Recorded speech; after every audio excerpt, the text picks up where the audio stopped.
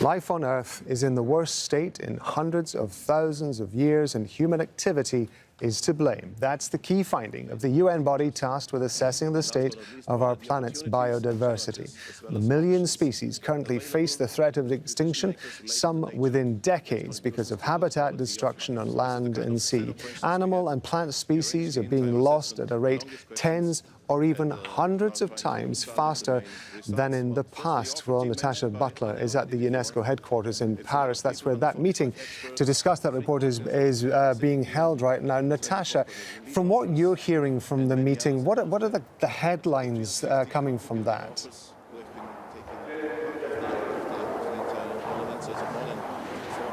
Well, environmental scientists and researchers from more than 130 countries have basically been behind this report, which certainly paints a very bleak picture of the state of the natural world, if you like. They are talking about 1 million species that could be extinct within decades. They're talking about 3/4 of the Earth's surface that has been severely altered, mass deforestation, oceans that are being depleted, land that's just being significantly changed and stripped of its nutrients. What they are saying is that we are facing a crisis of nature, nature crisis they're calling it. They're saying that people are basically destroying biodiversity at such an unsustainable rate that it could in fact lead to the extinction of the human race. So extremely sobering and worrying findings from this report indeed. And just to give you a sense of why it's so important to preserve biodiversity, they're saying that, people and animals, they rely on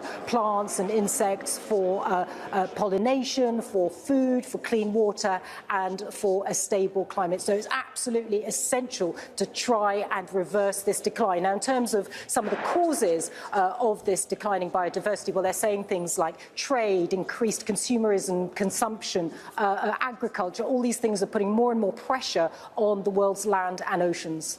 And Natacha, have they been elaborating on any of the options about what can be done in order to try to halt or at least slow this decline in biodiversity?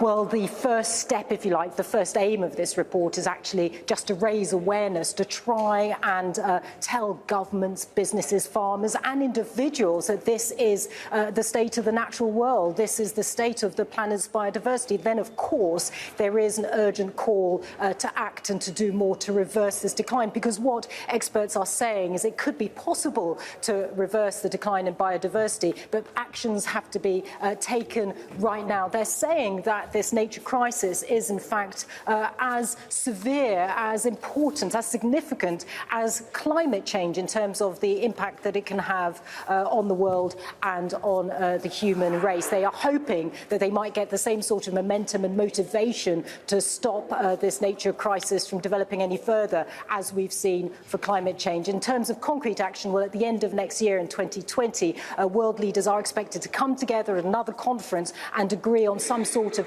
nature rescue plan. Natacha, for now, thank you very much indeed.